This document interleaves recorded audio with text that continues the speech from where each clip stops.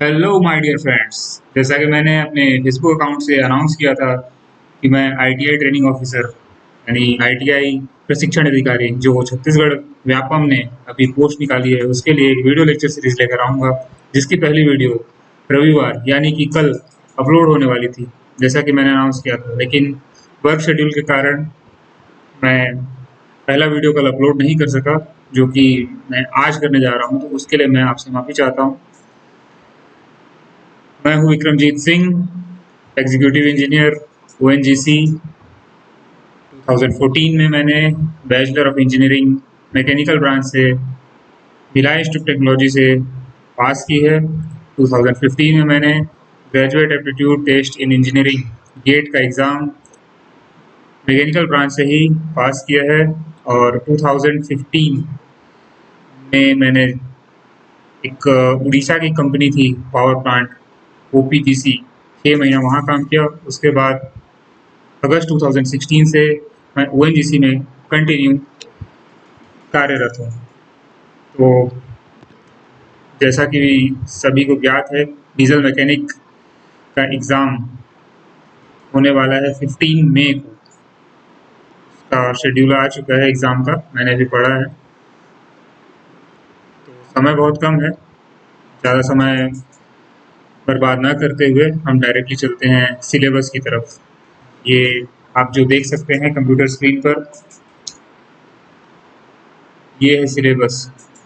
कार्यस्थल पर सुरक्षा, सेकंड टॉपिक है हस्त एवं शक्ति चलित औजार, हैंड एंड पावर टूल्स, मापन के उपकरण, metal joints, drilling machine, basic electricity, engine का परिचय, डीजल इंजन के अवयव, induction exhaust system, diesel fuel system, machine and stationary engine and generator.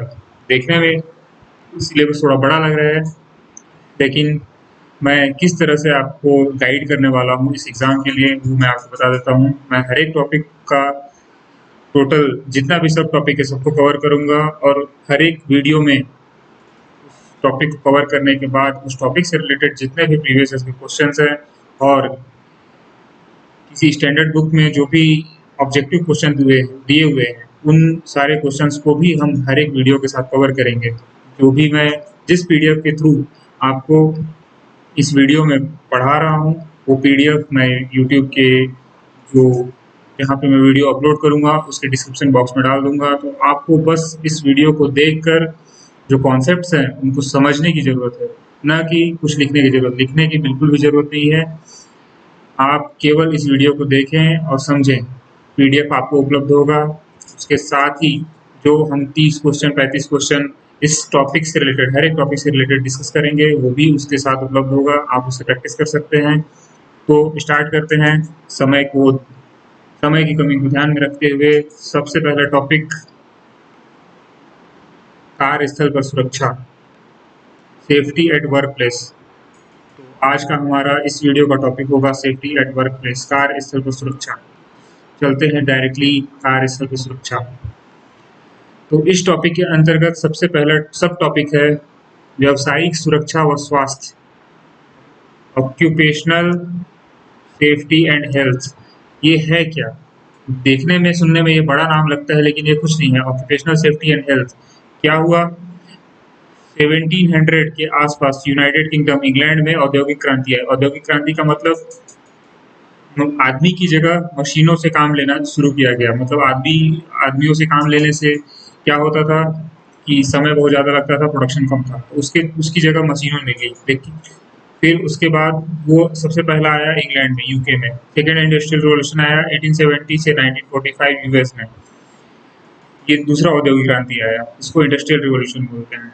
इससे एक फ़ायदा हुआ कि प्रोडक्शन बढ़ा, कम समय में ज़्यादा प्रोडक्शन होने लगा। लेकिन एक नुकसान हुआ, जहाँ मशीन है वहाँ इंसान को चोट लगने की, इंजरी होने की, उसके हेल्थ खराब होने की पॉसिबिलिटी बढ़ गई। कैसे?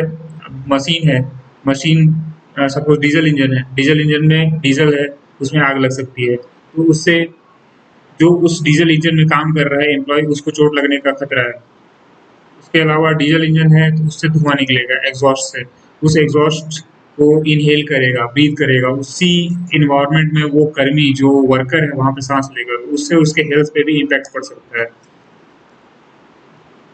तो इस सभी बातों को ध्यान में रखते हुए सबसे पहले यूनाइटेड स्टेट्स अमेरिका में 1970 में OSH एक्ट आया। OSH क्या है? इसी का शॉर्ट फॉर्म है, ऑक्यूपेशनल सेफ्टी एंड हेल्थ का शॉर्ट फॉर्म है OSH। 1970 में पहली बार यूएस में आया था। ये क्वेश्चन आ चुका है एक बार प्रीवियस एग्जाम में, आप इसको ध्यान में रखेंगे। 1970 में यूएस में सबसे पहले OSH कॉन्सेप्ट का जन्म हुआ था, व्यावसायिक सुरक्षा एवं स्वास्थ्य कॉन्सेप्ट का। ये व्यावसायिक सुरक्षा एवं स्वास्थ्य है क्या? ये श्रम मंत्रालय, लेबर मिनिस्ट्री के द्वारा पारित किया गया एक अधिनियम है जिसका लक्ष्य कार्यस्थल पर सुरक्षा एवं कर्मियों के स्वास्थ्य के स्तर को बेहतर करना है। मतलब एक एक्ट है, एक अधिनियम है, सेट ऑफ लॉज है जो श्रम मंत्रालय लेकर आया है, जिसकी वजह से जिसका लक्ष्य, उस अधिनियम का लक्ष्य होगा कि जो भी कर्मी, जो भी वर्कर इंडस्ट्री में काम कर रहे हैं वो सुरक्षित रहें, वो किसी भी तरह की इंजरी उनको ना हो और उनका स्वास्थ्य हमेशा बेहतर का बेहतर होते जाए। तो वो ऐसा एक एक्ट है। ठीक है, आगे बढ़ते हैं। हैजार्ड, हैजार्ड क्या होता है इसको ध्यान से समझिए।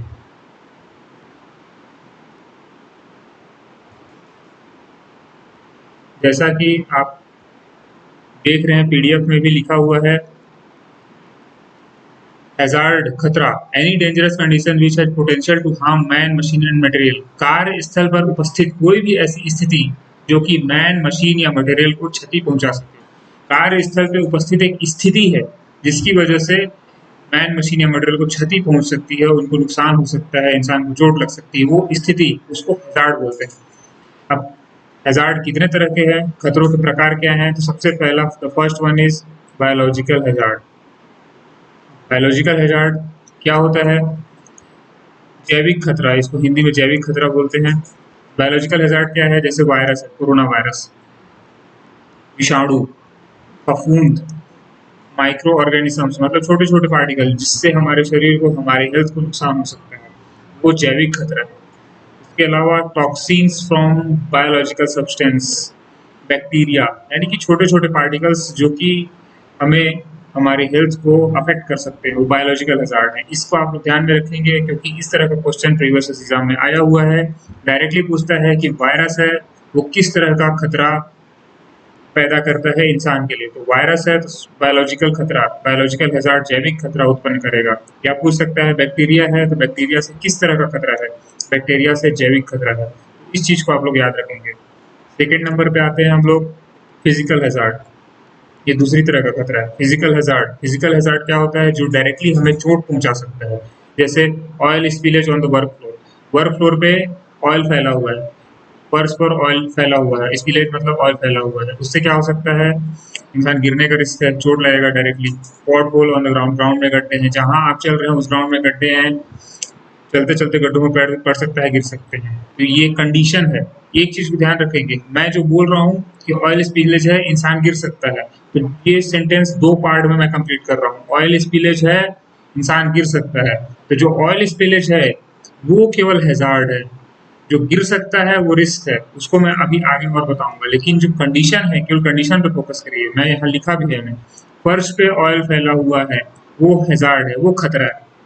वर्किंग ऑन हाइट, ऊंचाई पे काम करना, फिजिकल हैजार्ड है, इसको भी ध्यान में रखेंगे आप लोग।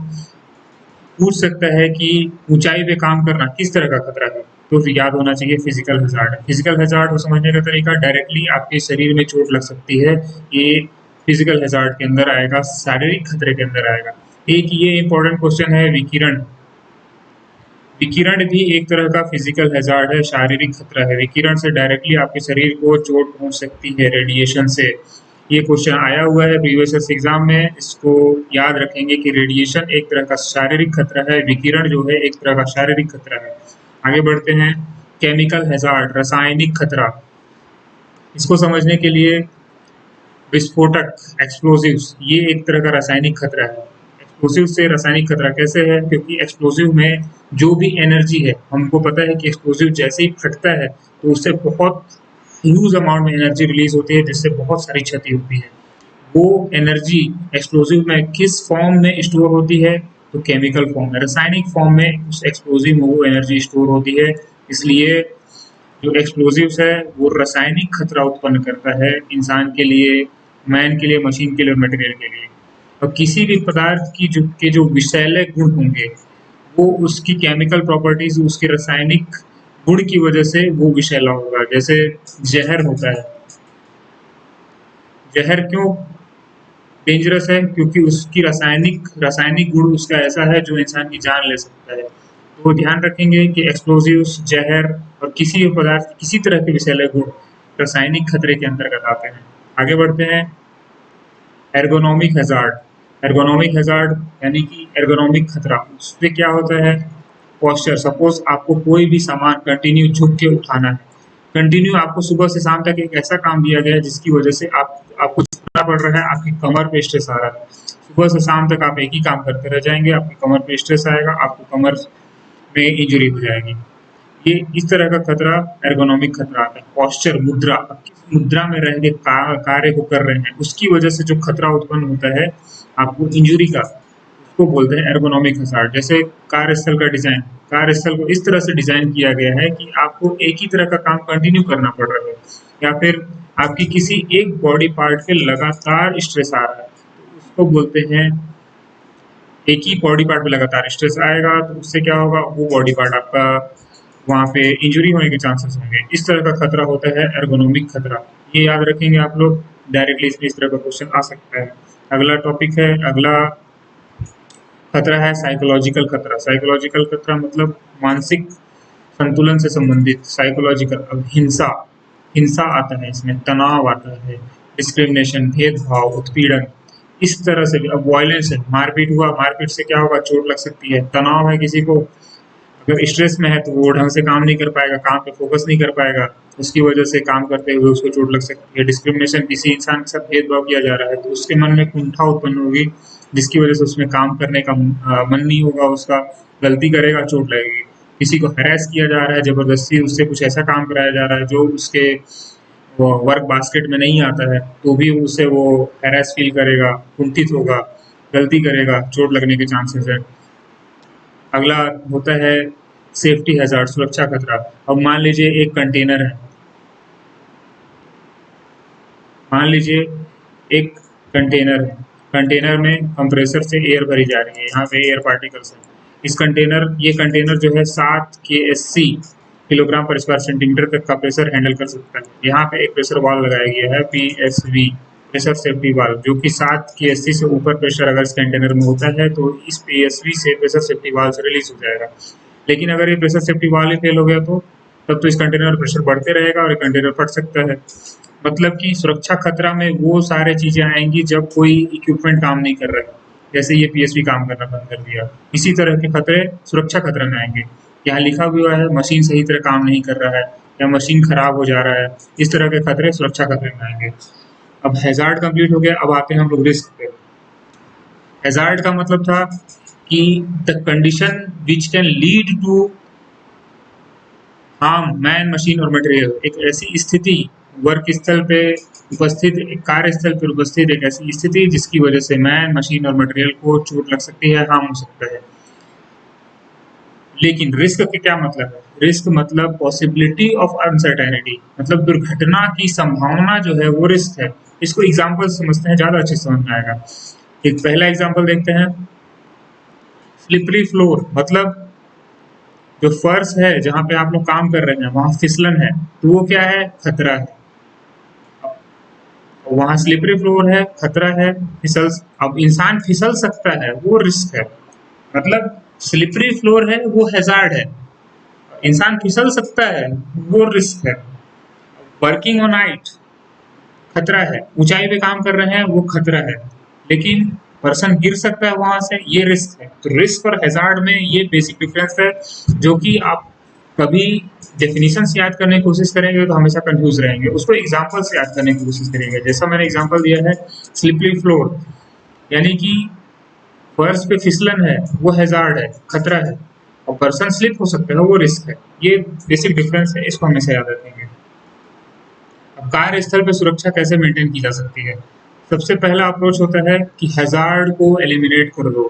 मतलब जैसे पहला एग्जांपल हमने यहाँ पे देखा कि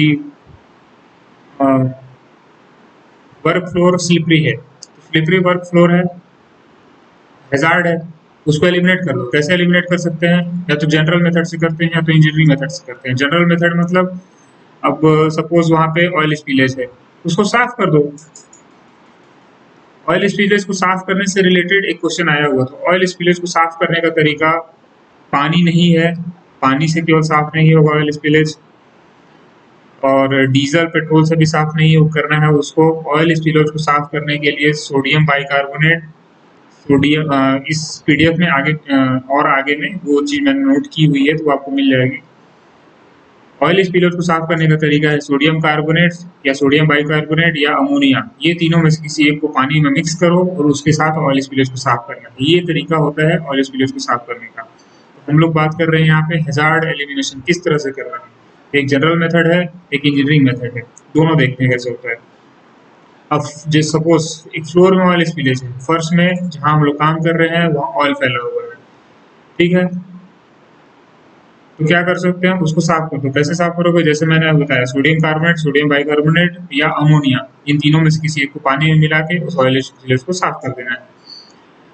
अब ग्राउंड पे गड्ढे हैं तो गड्ढों को भर दो, हैजार्ड खत्म हो गया, खतरा समाप्त हो गया। ये है जनरल मेथड। ये सिंपल नॉर्मल कोई भी अपने दिमाग से ये काम कर सकता है, लॉजिक से। अब आता है इंजीनियरिंग मेथड, मतलब कुछ इंजीनियरिंग लगा के उस हैजार्ड जो खतरा है उसको हटाना है। जैसे एक कंटेनर, जिसे हम लोग कंटेनर की बात कर रहे थे, एक कंटेनर है जिसमें बहुत ज्यादा प्रेशर रहता है, इतना ज्यादा प्रेशर रहता है कि कभी कभी अचानक एक्सप्लोड होने का भी रिस्क है उसमें। तो क्या करो, प्रेशर सेफ्टी वाल्व लगा दो कि एक लिमिट से ज्यादा प्रेशर जाएगा तो ये प्रेशर सेफ्टी वाल्व खुल जाएगा और यहाँ से एयर बाहर निकल जाएगा, इसका प्रेशर कम का कम मेंटेन रहेगा। तो यहाँ हमने इंजीनियरिंग लगाई और करने की क्या कोशिश की, हैजार्ड को एलिमिनेट करने की कोशिश की, मतलब खतरे को कम करने की कोशिश की यहाँ पर भी। तो ये दूसरा मेथड हो गया, एक जनरल मेथड, एक इंजीनियरिंग मेथड। दो तरीके से हम लोग हैजार्ड को एलिमिनेट कर सकते हैं। और ये तो पहला मेथड था कि कार्यस्थल पे कैसे सुरक्षा मेंटेन करना है, एक हैजार्ड को एलिमिनेट कर दो। हैजार्ड को एलिमिनेट करने के दो तरीके हमने देखे। दूसरा तरीका है, और कार्यस्थल पे सुरक्षित रहने का एक और तरीका, जिसको हम लोग last line of defence, last approach कहते हैं, कि कुछ भी करने के बाद, कितना भी जनरल मेथड लगाने के बाद, इंजीनियरिंग मेथड लगाने के बाद भी अगर कार्यस्थल पे हैजार्ड, खतरा उपस्थित है, तो जो वर्कर है उसको पीपीई पहनकर अपने आप को सुरक्षित कर लेना चाहिए। पीपीई मतलब पर्सनल प्रोटेक्टिव इक्विपमेंट, यानी कि व्यक्तिगत सुरक्षा उपकरण। ये बहुत ही इंपॉर्टेंट चीज है, इससे हमेशा क्वेश्चन कुछ ना कुछ आते ही रहता है, इसलिए ध्यान से सुनेंगे। पीपीई पर्सनल प्रोटेक्टिव इक्विपमेंट्स, व्यक्तिगत सुरक्षा उपकरण, इसका क्या काम है? ये लास्ट लाइन ऑफ डिफेंस है, लास्ट अप्रोच। अगर कोई किसी भी तरह से जनरल मेथड, इंजीनियरिंग मेथड लगाने के बाद भी अगर कार्यस्थल पर खतरा, हैजार्ड बना हुआ है, तो वर्कर को अपने आप को पर्सनल प्रोटेक्टिव इक्विपमेंट्स, व्यक्तिगत सुरक्षा उपकरण पहनकर अपने आप को सुरक्षित करना है। व्यक्तिगत सुरक्षा उपकरण क्या क्या है? हेलमेट है, पता है सबको क्या होता है, सुरक्षा चश्मे है। अब इससे किस तरह के क्वेश्चन आ सकते हैं? जैसे सुरक्षा चश्मे को लेके क्वेश्चन आ सकता है कि एक इंसान है, एक वर्कर है जो कि ग्राइंडिंग कर रहा है, ऐसा ब्लेड होता है ग्राइंडर में, उसको एक पावर सप्लाई दी जाती है और एक सरफेस रहता है, उसको कट कर रहा है। तो क्या होगा, ये मेटल का है, ये जो सरफेस है ये मेटल का है, तो इसके चिप, यहाँ से मेटल का छोटे छोटे पार्टिकल निकल के जो वर्कर है उसकी आंखों में घुस सकते हैं। तो पूछेगा क्वेश्चन में कि अगर एक इंसान इस मेटल को इस ग्राइंडर से कट कर रहा है तो उसको कौन सा पीपी पहनना मस्ट है? आंखों में जा सकता है तो चश्मे पहनना जरूरी है, सिंपल। इसी तरह से अगला पीपी है पर्सनल प्रोटेक्टिव इक्विपमेंट्स, व्यक्तिगत सुरक्षा उपकरण, जूते, सुरक्षा जूते, ना कि सिंपल जूते। सुरक्षा जूते में क्या होता है, इस तरह का अगर जूता है, जूता अगर इस तरह का है तो सामने यहाँ पे सॉलिड रहता है, मतलब मेटल का रहता है, और नीचे इंसुलेशन की लेयर होती है, इस तरह का जूता होता है। ईयर मफ्स, बहुत ज्यादा शोर है, बहुत ज्यादा शोर है तो ईयर प्लग लगाना पड़ेगा, कान में एक छोटा सा लगा लेते हैं जिसकी वजह से आवाज कम सुनाई देती है। सुरक्षा बेल्ट है, बहुत ज्यादा ऊंचाई पे काम करना है तो सुरक्षा बेल्ट लगाना पड़ता है, सेफ्टी बेल्ट या हार्नेस बोलते हैं उसको। और ओवरऑल पहनते हैं पूरे शरीर को ढकने के लिए, या फिर डांगरी बोलते हैं, डांगरी, डांगरी भी बोलते हैं उसको। डांगरी तो दो तरह की आती है हमारे वहाँ, जिसमें दो तरह की डांगरी आती है, एक जनरल आती है और एक फायर प्रोटेक्शन वाली। फायर प्रोटेक्शन वाली जो आती है उसमें फायर जल्दी, आग जल्दी नहीं पकड़ता है, तरह की डांगरी पहननी होती है, वो भी एक तरह का व्यक्तिगत सुरक्षा उपकरण है। एक एप्रॉन्स होता है, एप्रॉन्स मतलब कि वो जो शेफ वगैरह पहनते हैं ना, उसी तरह का डिजाइन होता है, बट उसका मटेरियल अलग होता है। शेफ लोग जो पहन के खाना बनाते हैं वो आपने देखा होगा, उसको एप्रॉन्स बोलते हैं। डिजाइन उसका सेम होता है, उसी तरह का होता है, जब लेकिन जो मटेरियल होता है वो अलग होता है, वो भी एक व्यक्तिगत सुरक्षा उपकरण है। ये सारे अभी जो मैंने बात किया 1 से लेके 7 तक, ये सारे ये non respiratory PP. Non respiratory मतलब सांस लेने से, रिस्पायरेशन मतलब होता है सांस लेना।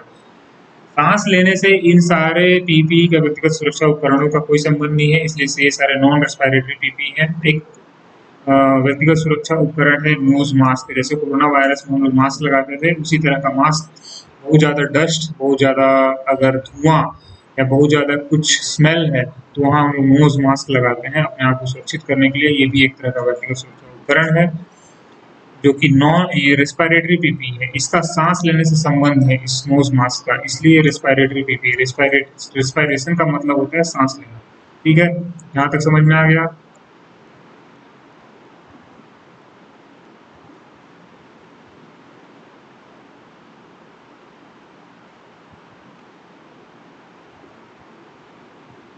अब आता है safety precaution in handling diesel machine. इसमें कुछ खास नहीं है, इसको एक बार इसको इसमें से क्वेश्चन आने लायक कुछ खास नहीं है, बस इसमें लिखा हुआ है जो मैंने उसको एक बार पढ़ लीजिएगा आप लोग। डोंट अब डीजल मशीन को ऑपरेट करते टाइम क्या क्या सावधानी बरतनी है, तो एक जनरल सुरक्षा नियम जनरली क्या क्या कर सकते हैं। Don't spill fuel and lubricant on the work floor. मतलब जहाँ पे डीजल इंजन है वहाँ के आसपास अ, कोई सा फ्यूल और लुब्रिकेंट को नहीं फैलाना है। Diesel machine should be away from the fire. आग से दूर होना चाहिए। ये सब जनरल है, कुछ खास इसमें बहुत ध्यान देने की चीज नहीं है, बस एक बार पढ़ लीजिएगा just for the sake of completion. मैंने उसको इसमें डाल दिया है। और किसी भी डीजल इंजन या किसी भी इंजन को या किसी भी मशीन को चलाने के लिए कुछ एसओपीज डिसाइडेड होती है। सेफ ऑपरेटिंग प्रैक्टिसेस, सुरक्षा संचालन का अभ्यास, सुरक्षित संचालन का अभ्यास कि मशीन को किस तरह से चलाया जाएगा तो हम सुरक्षित वे में उसको चला पाएंगे। तो ये लिखा हुआ है, हर एक मशीन पे हमेशा लिखा होता है। मशीन पे नहीं लिखा होता है तो आपको पहले से उस ट्रेनिंग दी जाती है कि आपको उस मशीन को कैसे कैसे चलाना है। डीजल इंजन है तो उसका लुब्रिकेंट पहले चेक करेंगे आप लोग, उसमें फ्यूल है कि नहीं वो चेक करेंगे, उसका कूलेंट चेक करेंगे कि नहीं है, ये सब आप लोग पढ़ लेंगे। ये सब मैंने लिखा हुआ है, इसमें समझाने जैसा कुछ खास नहीं है, एक बार बस पढ़ लीजिएगा। अब आता है हाउसकीपिंग। हाउसकीपिंग का मतलब होता है सही अलग अलग चीज़ों को अलग अलग जगह पे रखना ताकि वो सही समय पे और तुरंत मिल सके। हाउसकीपिंग इसका डेफिनेशन लिखा हुआ है, systematic process of making home work place clean neat and well arrange. मतलब साफ सफाई रखना है और जो चीज जहाँ पे जिस चीज की जगह है रखने की उसको वहीं रखना है ताकि वो तुरंत मिल सके। क्यों हाउसकीपिंग करना है? तो 3 बातें हैं। ये तीनों इस ये मल्टीपल को type question multiple answer type question में आता है कभी कभी। उपरोक्त सभी वाला जो होता है तीनों सही आंसर होते हैं, डी सही होता है जिसमें उपरोक्त सभी उसमें आ सकता है। तो ये 3 एक बार पढ़ लीजिएगा, बिल्कुल ईजी है। हाउसकीपिंग, अपने घर को साफ सुथरा जैसे हम लोग रखते हैं उससे क्या फायदा होता है, बहुत अच्छा दिखता है। इंडस्ट्री में अगर उसी चीज को लागू किया जाए हाउसकीपिंग को, सुरक्षा सुरक्षा कैसे? सपोज एक फायर एक्सटिंग्विशर है, फायर एक्सटिंग्विशर की जहाँ पे जगह है, फायर एक्सटिंग्विशर मतलब जो अग्निशामक बॉटल्स, एक बॉटल होता है जिसमें CO2 DCP ये सब भरा होता है जो आग बुझाने के काम आता है, उसकी जहाँ जगह है उसको वहीं रखिएगा तभी तो वो तुरंत जैसे ही आग लगेगा तो मिल पाएगा। तो और समय पे मिलेगा तो सुरक्षा है अपने आप के लिए, मशीन के लिए, मटेरियल के लिए, मैन के लिए। तो सुरक्षा, तो हाउसकीपिंग से सबसे पहला फायदा आंखों को अच्छा दिखता है, साफ सुथरा दिखता है। सुरक्षा और मेंटेनेंस, सही जगह पे रखेंगे तो मेंटेन करने में इजी होता है। अब इसको लेके 5S मेथड है, हाउसकीपिंग की 5S मेथड। 5S मेथड क्या है? 5S है, कुछ नहीं है। हाउसकीपिंग करने का एक स्टैंडर्ड तरीका बना दिया गया है, उसको 5S मेथड नाम दे दिया गया है। 5S 5S मतलब 5S है उसमें। सबसे पहला S का मतलब है शॉर्ट, शॉर्ट मतलब छांटना।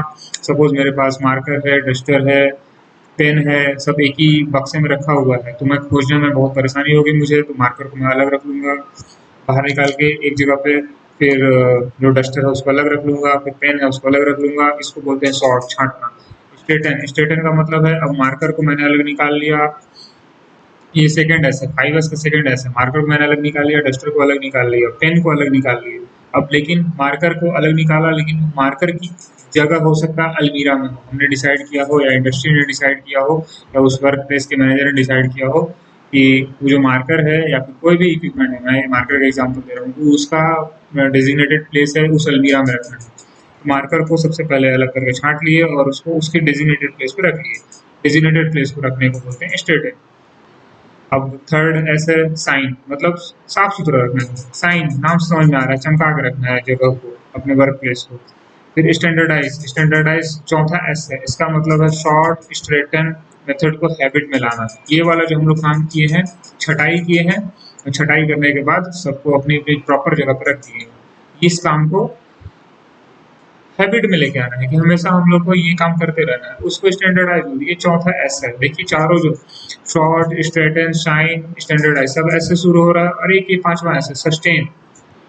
ये चारों प्रक्रिया को लगातार चलाते रखना है ताकि हमारे वर्क प्लेस पे हाउसकीपिंग मेंटेन हो सके, उसको बोल रहे हैं सस्टेन। 5 एस हो गए, बस यही है फाइवर्स मेथड और कुछ भी नहीं। अब आता है safe disposal of used oils.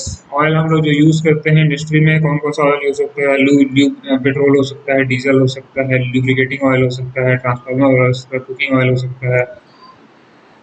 ये सब जो है उसकी प्रॉपर्टी लिखी है मैंने, क्या क्या प्रॉपर्टी है। जैसे पेट्रोल है, वाष्पशील है,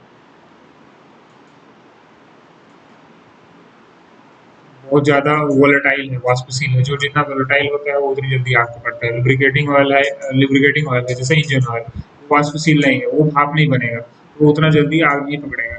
इसी तरह ये सारी प्रॉपर्टी है, कुछ बहुत ज़्यादा नहीं है इसमें ध्यान देने लायक, इसलिए हम लोग आगे बढ़ते हैं। अब इसी ऑयल को, लुब्रिकेटिंग ऑयल, डीजल, इसको डिस्पोज करना है। कैसे डिस्पोज करेंगे हम लोग? सेफ तरीके से डिस्पोज करना है। तो क्या करेंगे? सबसे पहले ग्लव्स पहन लेंगे। सबसे पहले क्या लिखा हुआ है यहाँ पे?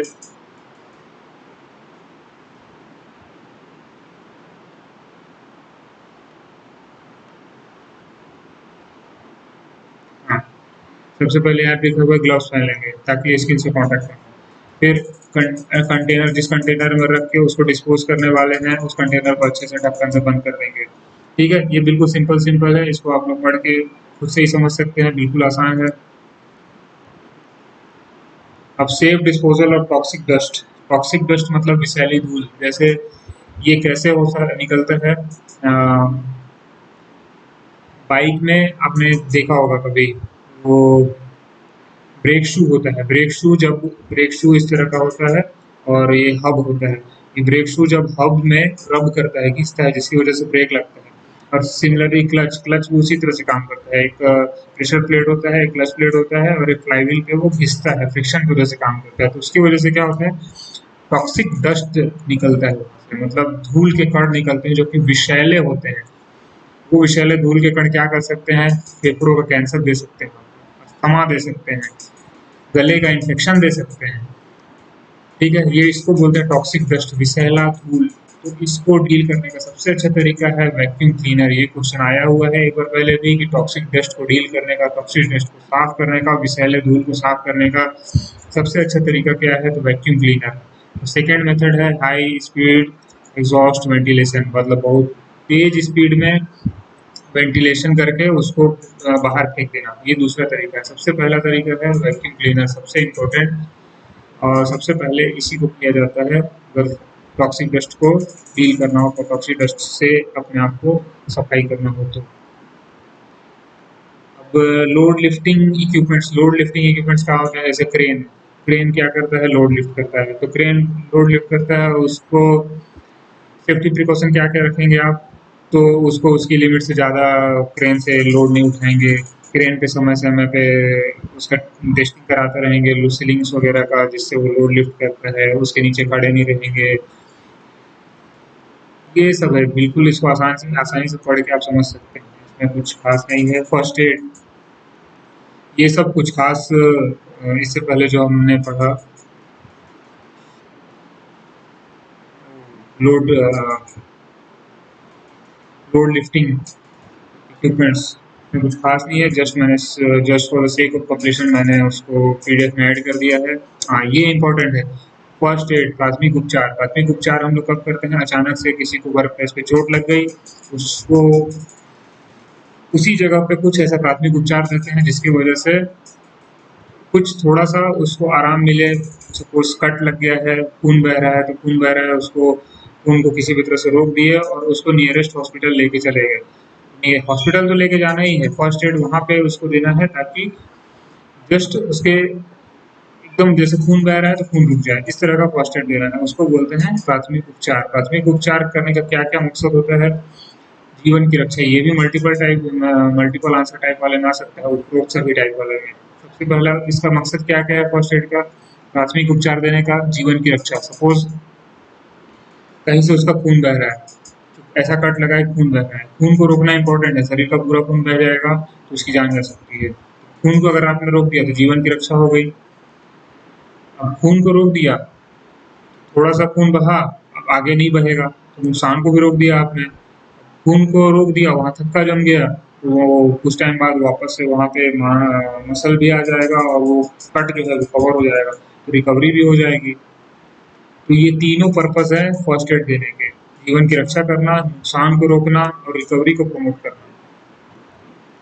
एक आता है ABC ऑफ फर्स्ट एड।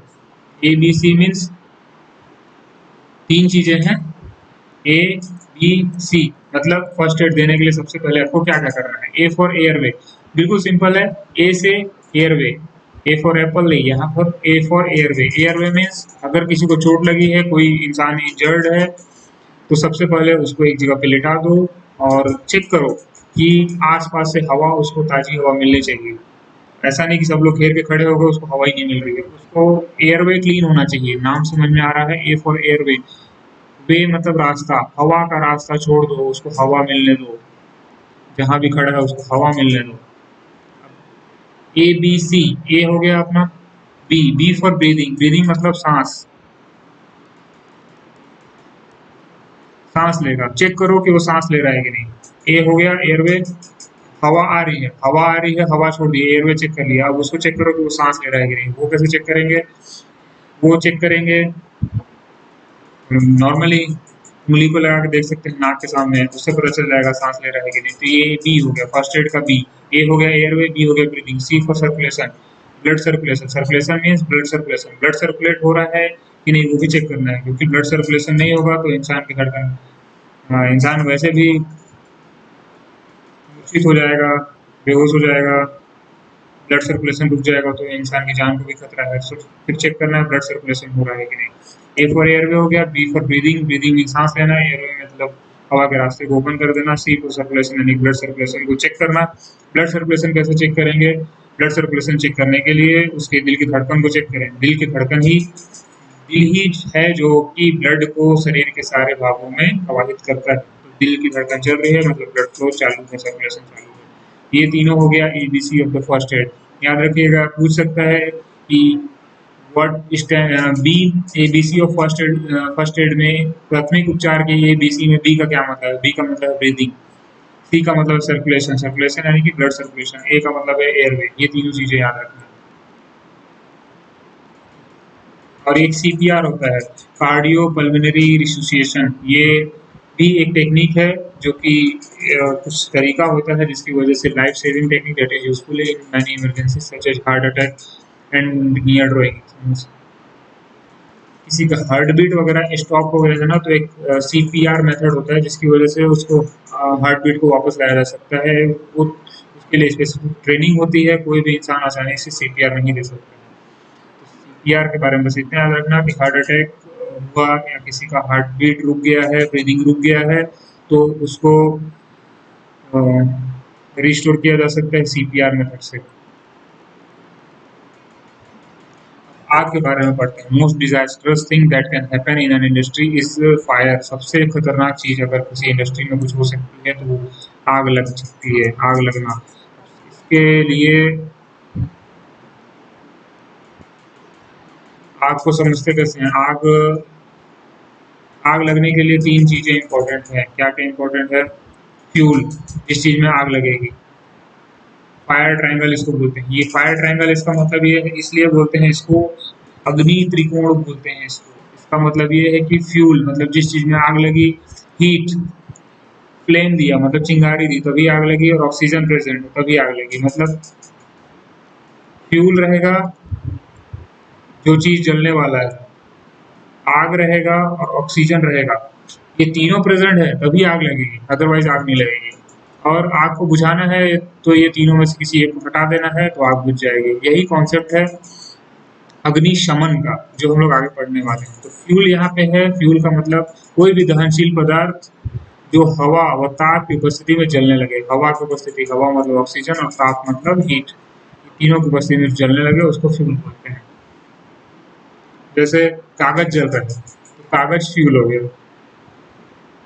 जल रहा है मतलब कहीं से उसको फ्लेम दिया होगा, कहीं से उसको चिंगारी दी होगी, माचिस मारे होंगे तभी उसमें आग पकड़ा। और ऑक्सीजन हवा में प्रेजेंट है, तो तीन चीज प्रेजेंट है तभी उसमें आग लगेगी। जैसे हमने एक एक्सपेरिमेंट किया होता है बचपन में, 6, 7, 8 में। एक मोमबत्ती है, मोमबत्ती को जला के बाद में उसको कांच के गिलास में ढक देते हैं। जब तक कांच के गिलास में ऑक्सीजन होता है मोमबत्ती जलती है, फिर बुझ जाती है। तो क्या हुआ, ऑक्सीजन कट हो गया जिसकी वजह से आग बुझ गई। तो यही काम हम लोग अग्निशमन में करते हैं, जो कि हम लोग अभी पढ़ने वाले हैं। लिखा भी है fire can take place only in the presence of all three. अगर फ्यूल है मतलब जो चीज जलने वाला है, जैसे कागज है, कागज भी उपस्थित होना चाहिए, हवा भी उपस्थित होनी चाहिए और हीट भी उपस्थित होना चाहिए, तभी आग लग सकती है। और ये अग्निशमन कैसे, अभी ये तीनों की उपस्थिति में ही आग लग सकती है, तो आग को बुझाना कैसे, तीनों में से किसी एक को कट कर दो, आग बुझ जाएगा। यही अग्निशमन में करेंगे हम लोग। यहाँ पे वही लिखा हुआ, आग को कैसे रोका जा सकता है, बुझाया जा सकता है। इन तीनों फैक्टर्स में से किसी एक को हटाकर आग को रोका जा सकता है। अब तीनों का अलग अलग नाम है। रिमूविंग फ्यूल मतलब जिस चीज में आग लगी हुई, सपोज डीजल में आग लगी हुई है, डीजल को हटा दिया हम लोग। सपोज एक कंटेनर है, उसमें कंटिन्यू डीजल डीजल फ्लो हो रहा है, उसमें आग लगी हुई है, डीजल के फ्लो को कट कर दो। जितना डीजल रहेगा उतने में आग लगेगा, उसका डीजल खत्म, आग खत्म। उस मेथड को बोलते हैं स्टार्विंग। ये मेथड को याद रखना, कभी पूछ सकता है। अभी तक तो नहीं पूछा है लेकिन शायद पूछ सकता है। अगर हम लोग फ्यूल को हटा दिए तो आग बुझ जाएगा, उस मेथड को बोलेंगे स्टार्विंग। या अगर हम लोग ऑक्सीजन को हटा दिए, ऑक्सीजन नहीं मिलने लगा, फिर भी आग बुझ जाएगा, उस मेथड को बोलेंगे स्मोदरिंग। इस तीनों मेथड को यूज करके हम लोग फायर एक्सटिंग्विशिंग करना और अग्निशमन करना हम लोग अभी आगे देखने वाले हैं। और तीसरा क्या है, कूलिंग कर दो, हीट को हटा दो। यहाँ से क्या हटा दिया, फ्यूल को हटा दिया, यहाँ से हटा दिया ऑक्सीजन को, यहाँ से हटा दे रहे हैं हीट को। हीट को कैसे हटाएंगे, पानी डाल देंगे, और भी कोई तरीका हो सकता है, उस मेथड को बोलते हैं कूलिंग। तो तीन मेथड होते हैं, स्टार्विंग, स्मोदरिंग एंड कूलिंग। अभी तक आया नहीं है ये तीनों नाम, लेकिन एक बार ध्यान रखना, पढ़ लेना बिल्कुल। एक बार देख लोगे तो दिमाग में बैठ जाएगा। ये तीनों तरीका है अग्निशमन का, आग को बुझाने का। Starving, smothering, cooling. कूलिंग मतलब हीट को हटाना, स्मोदरिंग मतलब ऑक्सीजन हटा देना, और स्टार्विंग मतलब फ्यूल को हटा देना। और जनरली हम लोग स्मोदरिंग और कूलिंग मेथड ही यूज करते हैं। अब कितने टाइप के फायर होते हैं, फायर टाइप 4 टाइप के होते हैं। टाइप ए, बी, सी और चौथा नीचे आ रहा है डी। टाइप ए फायर का मतलब सॉलिड पार्टिकल में कोई भी ठोस पदार्थ हो उसमें आग लगी हुई, जैसे वुड है मतलब लकड़ी है, कपड़ा है, कोई पेपर है। तो इसको किस तरह से बुझाते हैं, कूलिंग, पानी से कूल कर दो इसको। ये मेथड याद रखना है, ये बहुत ही इम्पोर्टेंट है और पूछा जा सकता है। इसके लिए एक्सटिंग्विशर आता है, एक्सटिंग्विशर की बोतल होगी। आप लोग के लिए एक टास्क है, एक्सटिंग्विशर बोतल्स की फोटो आप लोग यूट्यूब से गूगल में देख लेना। उसमें थोड़ा थोड़ा डिफरेंस रहता है सब में। मैं एक बता देता हूँ, CO2 का जो नोजल रहता है उसके एंड पे इस तरह का कुछ बना होता है जिससे वो डिस्चार्ज होता है, और एक यहाँ पे ऐसा हैंडल भी लगा होता है। तो आपको ऐसा क्वेश्चन पूछ सकता है कि इसकी फोटो दे देगा, आपको इसमें डिफ्रेंशिएट करना पड़ेगा, डिस्क्रिमिनेट करना पड़ेगा कि कौन सा बॉटल है, किस तरह का बॉटल है। तो सबसे पहला फायर है ए टाइप का फायर, सॉलिड फायर, मतलब कि ठोस पदार्थ में आग लगी हुई, तो उसको किस तरह से बुझाना है, कूलिंग कर देना है पानी डाल के। तो किस तरह का फायर एक्सटिंग्विशर यूज कर, फायर एक्सटिंग्विशर मतलब अग्निशमन की बोतल। एक्सटिंग्विशर मैं बोल रहा हूँ उसका मतलब इसको इसकी बात कर रहा हूँ, बॉटल की, एक्सटिंग्विशर बॉटल की बात कर रहा हूँ। तो वाटर टाइप का फायर एक्सटिंग्विशर आता है, उसका यूज करेंगे हम लोग। ए टाइप के फायर को बुझाना है। टाइप बी का फायर, बी टाइप का फायर है मतलब किसी लिक्विड में आग लगी हुई है, फ्लेमेबल लिक्विड, जैसे कि डीजल में आग लगी हुई है, पेट्रोल में आग लगी हुई है। उसके लिए हम लोग स्मोदरिंग मेथड का यूज करते हैं, मतलब ऑक्सीजन सप्लाई कट करते हैं। कैसे कट करेंगे, जो पूरा ऑक्सीजन का पूरा जो लिक्विड का लेयर है जहाँ आग लगी हुई है उसको एक फोम से कवर कर देंगे। फोम मतलब साबुन का झाग, झाग टाइप का मटेरियल रहेगा, उससे कवर कर देंगे। उससे क्या होगा कि जो एटमॉस्फेयर में ऑक्सीजन है वो उस तक, डीजल में आग लगी तो डीजल तक नहीं पहुंच पाएगा, जिसकी वजह से O2 कट हो जाएगा। स्मॉदरिंग मेथड से हमारा आग बुझ जाएगा। अब उसके लिए foam type of fire extinguisher use करते हैं, जो कि मोस्ट इफेक्टिव है। Foam type of fire extinguisher भी आता है इस तरह के बॉटल में। फोम, ये वाटर,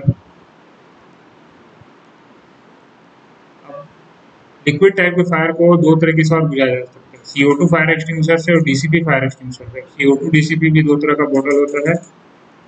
लाल कलर की सारी बॉटल की फायर एक्सटिंग्विशर जितनी बॉटल सब लाल कलर की होती है।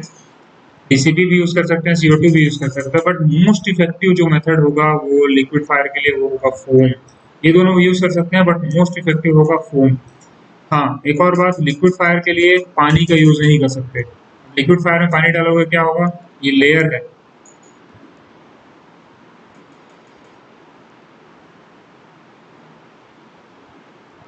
सपोज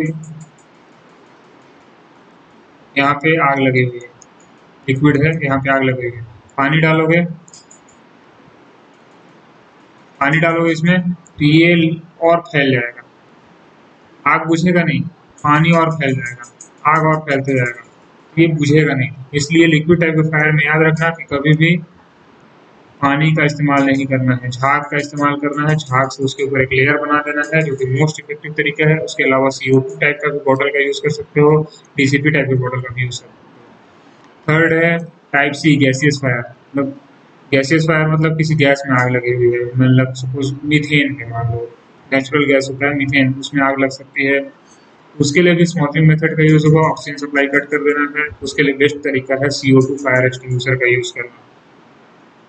थोड़ा सा ऊपर चले गया, नीचे आ जाएगा।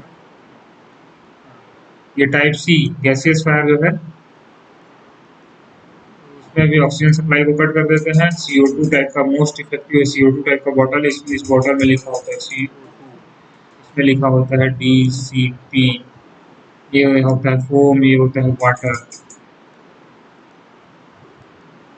इसमें CO2 type of fire extinguisher use करना है। DCP का भी यूज किया जा सकता है, लेकिन मोस्ट इफेक्टिव CO2 टाइप।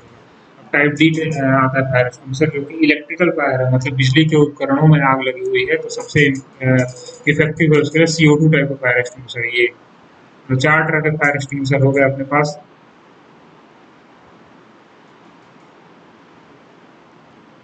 चार तरह के फायर बोटल्स हो गए। वाटर टाइप हो गया, ये वाटर टाइप हो गया, ये फोम टाइप हो गया, ये CO2 हो गया, ये DCP हो गया। अब इसको A टाइप के फायर में यूज करोगे सॉलिड वाले में, इसको B टाइप के फायर में यूज करोगे लिक्विड में, इसको C टाइप में फायर में यूज करोगे। अब इसको DCP को भी इसमें भी यूज कर सकते हो, DCP को इसमें भी यूज कर सकते हो। और इलेक्ट्रिक D टाइप का फायर होगा, D टाइप का फायर, उसके लिए बेस्ट है CO2 और DCP भी यूज कर सकते हो, लेकिन बेस्ट है CO2। उसके अलावा एक हेलोन CTC, इसका भी यूज किया जाता है डी टाइप का फायर, इलेक्ट्रिकल फायर को बुझाने के लिए CTC हेलोन टाइप का। लेकिन उसमें क्या होता है, हेलोन जो है वो ओजोन डिप्लेशन का कारण बनता है, इसलिए ये जनरली यूज नहीं होता है, CO2 भी यूज करता है। तो ये चारों चीजें आपको याद रखनी है, इजी है। चार टाइप के फायर एक्सटिंग्विशर होते हैं, इतना याद रखना है। चार टाइप के फायर एक्सटिंग्विशर होते हैं, water type, foam type, CO2, DCP। ये यूज होगा A में, ये यूज होगा B में CO2 भी यूज हो सकता है, DCP भी यूज हो सकता है, लेकिन मोस्ट इफेक्टिव हो जाएगा फोम होगा। ये यूज होगा टाइप C फायर में, मतलब गैसियस वाले फायर में। इसमें CO2 DCP भी यूज हो सकता है, बट मोस्ट इफेक्टिव CO2 होगा। टाइप D फायर में CO2 यूज हो सकता है, DCP यूज हो सकता है, हेलोन यूज हो सकता है, CTC, लेकिन मोस्ट इफेक्टिव CO2 होगा, इतना याद रखना है।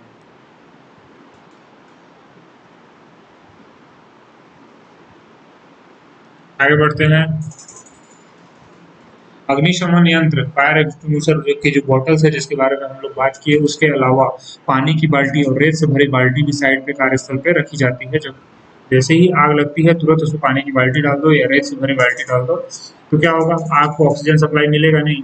पानी की बाल्टी डालोगे तो ठंडा हो जाएगा, रेत से भरे डालोगे तो ऑक्सीजन सप्लाई कट हो जाएगा, इसकी वजह से आग बुझ जाएगी। जो ये इसकी बात की है, सीटीसी कार्बन टेट्राक्लोराइड टाइप का जो फायर एक्सटिंग्विशर है, हेलोन टाइप सीटीसी, इसका उपयोग भी फायर को बुझाने में, इलेक्ट्रिकल फायर जो बिजली के उपकरणों में आग लगी होती है उसको बुझाने में इसका उपयोग किया जाता है, मगर प्रायोरिटी CO2 को दी जाती है। मतलब सबसे पहले अगर इलेक्ट्रिकल फायर लगा हुआ है तो CO2 अगर अवेलेबल है तो CO2 का ही यूज किया जाएगा। हाँ, और एक और जो बात मैंने बताई थी, स्लिपरी फ्लोर, फिसलने वाले फर्श को साफ करने के लिए sodium carbonate, sodium bicarbonate, ammonia आदि को पानी में मिला के सफाई की जानी चाहिए। ठीक है, ये बात भी याद रखेंगे। और कृत्रिम श्वसन की विधियां, ये है आर्टिफिशियल रेस्पिरेशन, इसके रिलेटेड भी एक दो क्वेश्चन आया है, एक दो बार नाम। आर्टिफिशियल मतलब अगर सांस रुक गई तो वो कुछ फर्स्ट एड के मेथड्स नहीं बोलना चाहिए उसको, कुछ मेडिकेटेड मेथड्स है, मतलब कहीं पे दबाना है, कुछ हाथों को मोड़ना ओढ़ना है, इस तरह का कुछ कुछ है, उसके डिटेल में नहीं जाना है। बस चार नाम याद कर लेने हैं आपको, तीन नाम याद करने हैं, एक तो माउथ टू माउथ, वो तो कॉमन है, वो तो सबको पता होता है कि सांस नहीं आ रही है तो माउथ टू माउथ से एयर दे देते हैं। शेफर, सिल्वेस्टर और नेल्सन, ये तीनों मेथड से कृत्रिम श्वसन कराया जाता है किसी इंजर्ड आदमी को जिसकी सांस ऐसा लगता है कि अगर रुक गई है। तो ये तो सिल्वेस्टर, शेफर, एस एस से याद रखो, एस सिल्वेस्टर, एस शेफर और एक नेल्सन, तीन मेथड याद रखो, माउथ टू माउथ तो याद आएगा।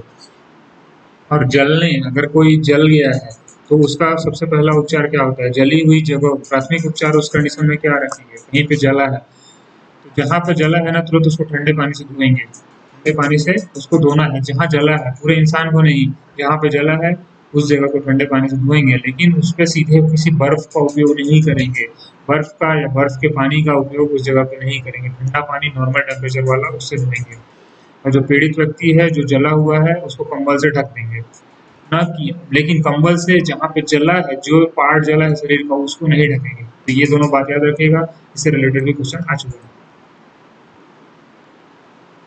और चार तरह के संकेत होते हैं, इससे रिलेटेड भी क्वेश्चन एक बार आ चुका है, उसका भी आप लोग एक बार देख लीजिए। चार तरह के संकेत होते हैं, सेफ्टी साइंस, जैसे रोड्स पे लगा होता है वैसे ही इंडस्ट्रीज में भी चार तरह के सेफ्टी साइंस होते हैं।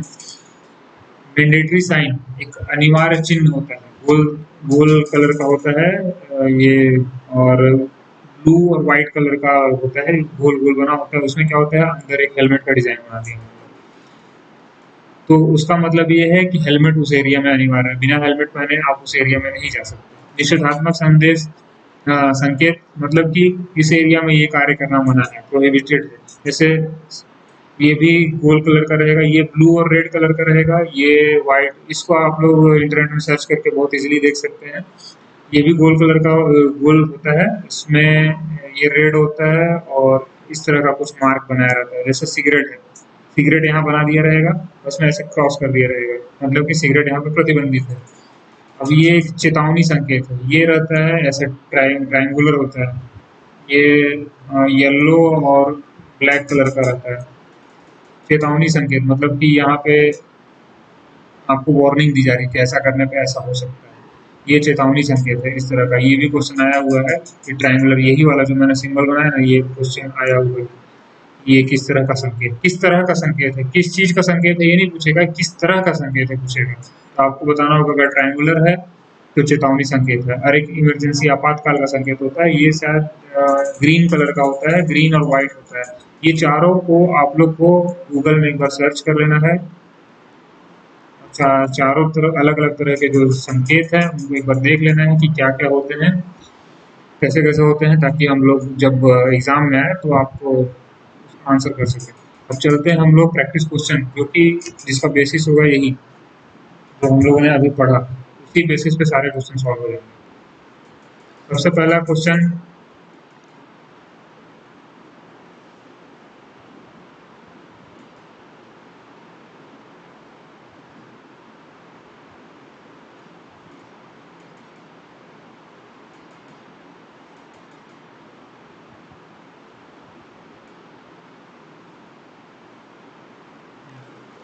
इनमें से रासायनिक खतरा कौन सा है? Chemical hazard. तो अभी हमने पढ़ा केमिकल हैजार्ड कौन सा है? एक्सप्लोजिव्स। कैसे? क्योंकि एक्सप्लोजिव्स में केमिकल फॉर्म में एनर्जी स्टोर है, जो कि बाद में अगर फटता है तो हमको बहुत ज़्यादा नुकसान दे सकते हैं। तो chemical hazard explosives. Which type of occupational है?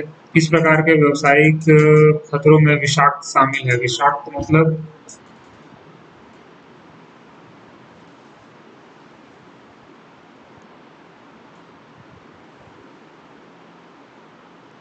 विषैले पदार्थ के बारे में जो हमने बात की। विषैला पदार्थ कौन सा था? रासायनिक खतरा। अभी बात की ना, रासायनिक खतरा क्या था? पदार्थ के जो विषैले गुण थे उसकी वजह से जो खतरा था उसको रासायनिक खतरा बोलते हैं। विच is the motive of occupational health and safety? अधिभोग स्वास्थ्य और सुरक्षा का मकसद क्या है? ऑक्यूपेशनल हेल्थ एंड सेफ्टी, इसको जो हम लोग व्यावसायिक स्वास्थ्य सुरक्षा एवं स्वास्थ्य के नाम से हम लोग पढ़े हैं, उसको अधिभोग सुरक्षा एवं स्वास्थ्य भी बोला जाता है। उसका मकसद क्या है? कर्मचारी का मनोबल कम करना? बिल्कुल नहीं। गुणवत्ता में कमी करना? नहीं, गुणवत्ता में बढ़ाना उसका काम है। अनुपस्थिति को कम करना? हाँ। ये कैसे? क्योंकि जैसे ही इंसान का हेल्थ अच्छा होगा, उसको डिजीज कम होगा, उसको इंजरी नहीं होगा, तो अनुपस्थिति उसकी कम होगी। तो ये सही आंसर होगा इसका, सी।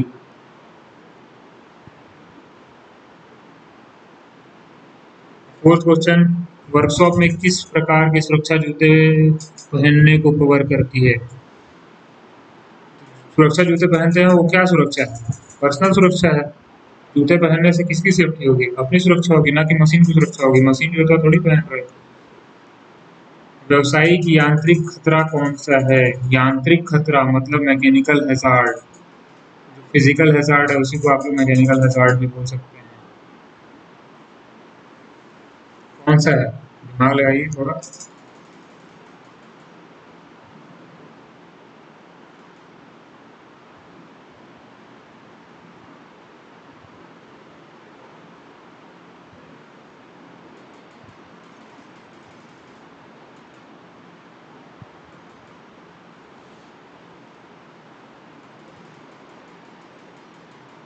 यांत्रिक खतरा ये है, मैकेनिकल मतलब किसी भी तरह से मशीनरी से अगर आपको जो चोट लग सकती है उसको बोलते हैं यांत्रिक खतरा, मैकेनिकल हैजार्ड। यंत्र से, यांत्रिक यानी कि यंत्र से जो नुकसान, अनगार्डेड मशीनरी मतलब मशीन का सपोज कोई रोटरी पार्ट है, उसमें आपका हाथ आ गया, पैर आ गया, तो उससे चोट लग सकती है, वो है मैकेनिकल हैजार्ड, यांत्रिक खतरा। इसका आंसर होगा C. Which is biological hazard? जैविक खतरा कौन सा है? तो अभी हमने बात की थी,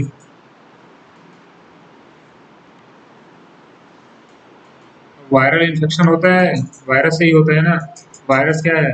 जैविक खतरा है। तो डायरेक्टली क्वेश्चन में पूछ के थोड़ा सा घुमाया है इसमें। जैविक खतरा क्या है?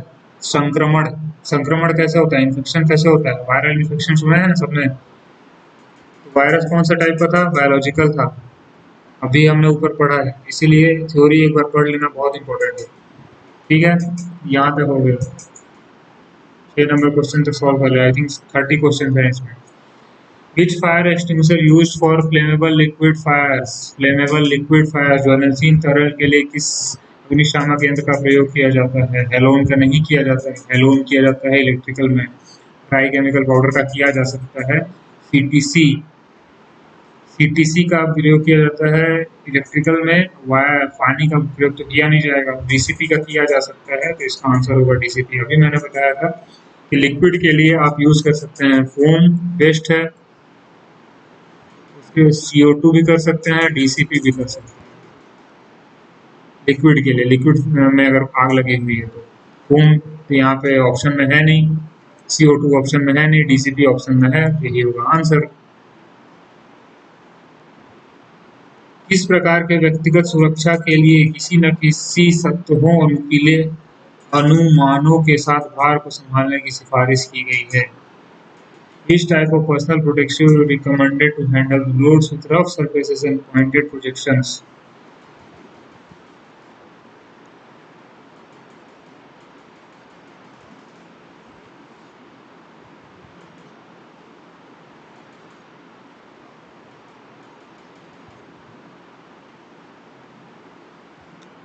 ये थोड़ा सोचने की चीज़ है। Which type of personal protection recommended to handle loads with rough surfaces and pointed projections.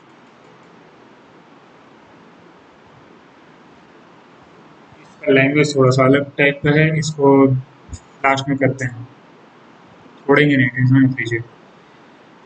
Automobile workshop में कौन सा विषैला होता है?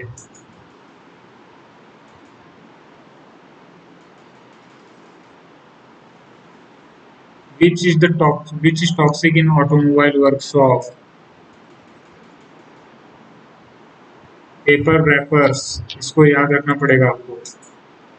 ये कुछ क्वेश्चन ऐसे होंगे जो कि आपको याद रखने पड़ेंगे बिल्कुल हमेशा।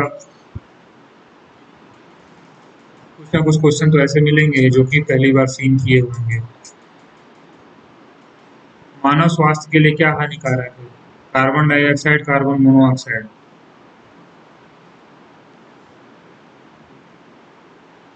कार्बन डाइऑक्साइड ज़्यादा खतरनाक है इंसान के लिए, जैसे कार्बन मोनोऑक्साइड ओजोन के लिए ज़्यादा खतरनाक है, कार्बन डाइऑक्साइड इंसान के लिए ज़्यादा खतरनाक है।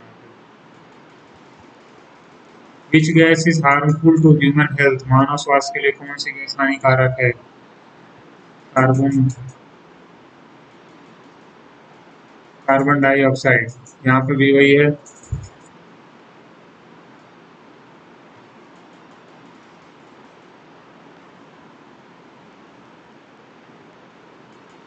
कार्यशाला में वायु जनित धूल का क्या प्रभाव है? Airborne dust in the workshop, अभी हमने बताया था क्या क्या था, ये वही है, टॉक्सिक डस्ट, उससे वायु जनित धूल, उससे क्या क्या हो सकता है? दस्त नहीं होगा, निर्जलीकरण नहीं होगा, थ्रोट में इन्फेक्शन होगा। अभी हमने बताया था कि फेफड़े का कैंसर हो सकता है, गले में इन्फेक्शन हो सकता है, तो देखिए यहाँ पे आ गया गले में infection. Which device is use to remove toxic waste? विषाक्त वैक्यूम क्लीनर, विषाक्त गैसों को हटाने के लिए, विषाक्त पदार्थ को हटाने के लिए, टॉक्सिक डस्ट को हटाने के लिए अभी मैंने बताया था कि vacuum cleaner is the best option, vacuum cleaner. What is the name of this safety device? ये थोड़ा सा ऊपर नीचे हो गया है, जो प्रिंटिंग मिस्टेक है।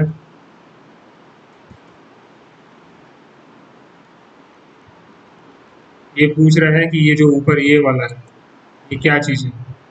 सुरक्षा उपकरण का नाम क्या है? ये गॉगल है, सेफ्टी गॉगल, उसमें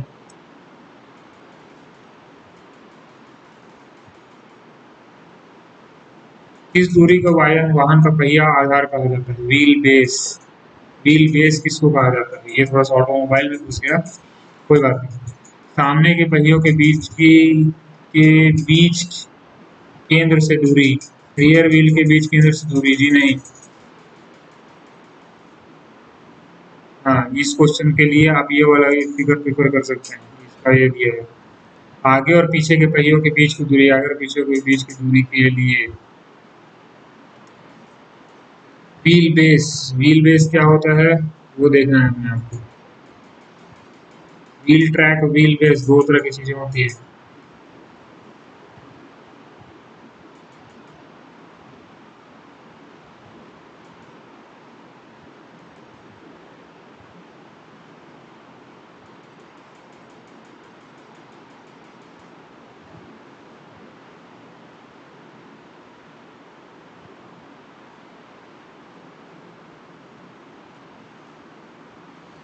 आगे और पीछे के पहियों के बीच की बीच की केंद्र से दूरी, ये होगा व्हील बेस।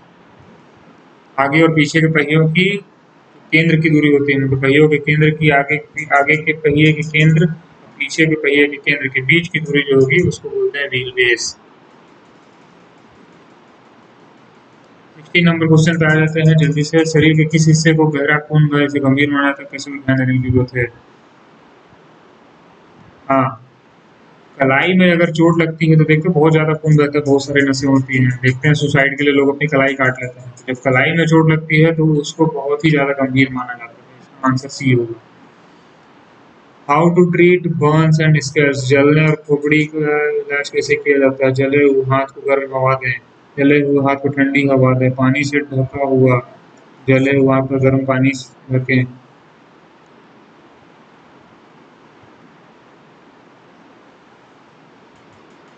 जले हुए हाथ को ठंडी हवा दें।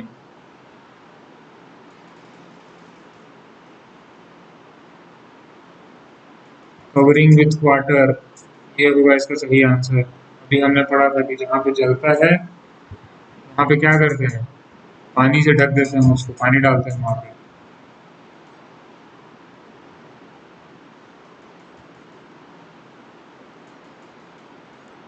प्राथमिक चिकित्सा क्या है? What is first aid?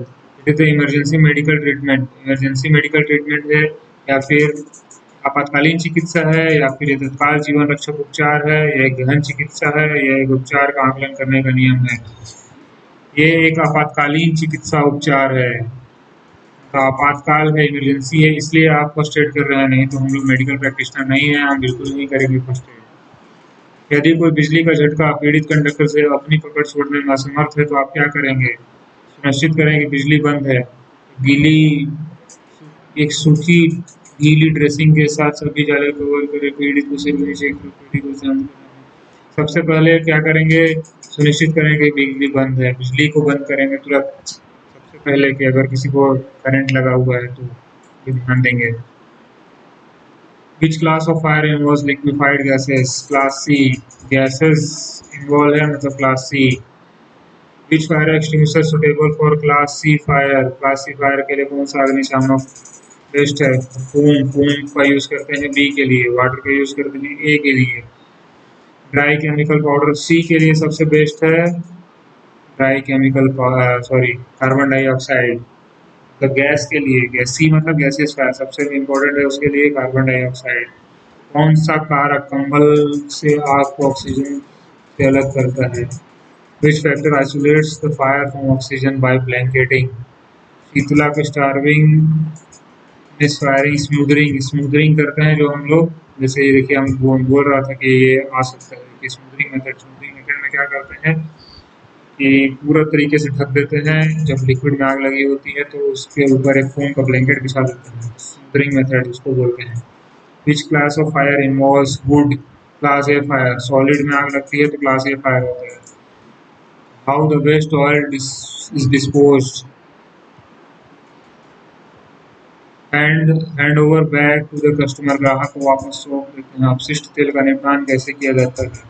हटाए गए तेल को नाली में फेंक देते हैं। दूर दराज के कोनों छोटे कंटेनर में रखें। अपशिष्ट कंटेनर ले लीजिए और विक्रेताओं को ठीक करने के लिए काम करें। ये होगा इसका सही आंसर है। उत्पादन को प्रभावित किए बिना कचरे को कम करने के लिए किस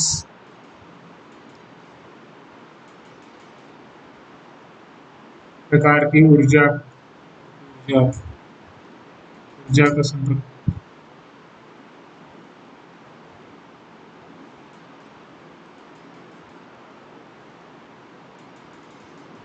Which type of energy to minimize the waste without affecting production?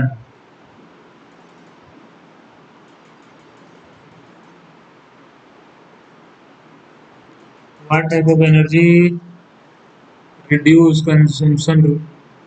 नए बल्ब के साथ पुराने बल्ब को बदलने किस प्रकार की ऊर्जा की खपत कम होती है?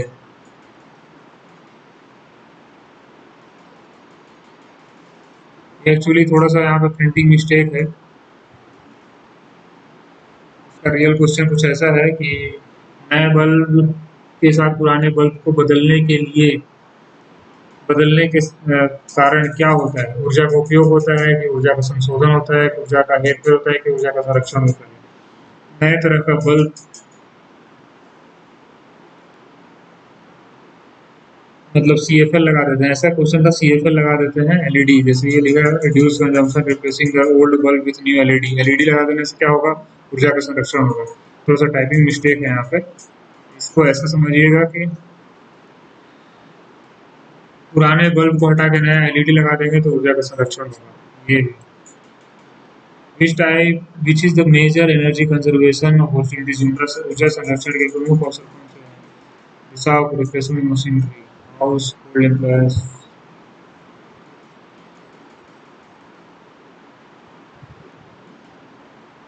रिसाव को रोकना,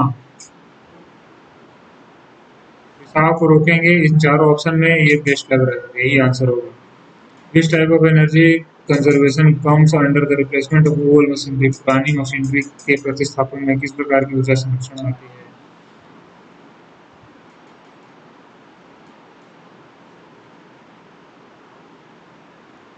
बहुत मामूली ऊर्जा।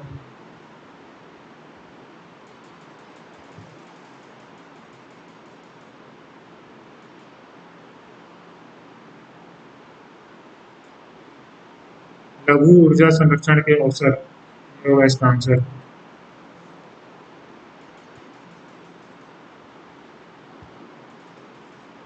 किस प्रकार के ऊर्जा ऊर्जा संरक्षण के अवसर में जल रिसाव के बिंदुओं को रोकना शामिल है?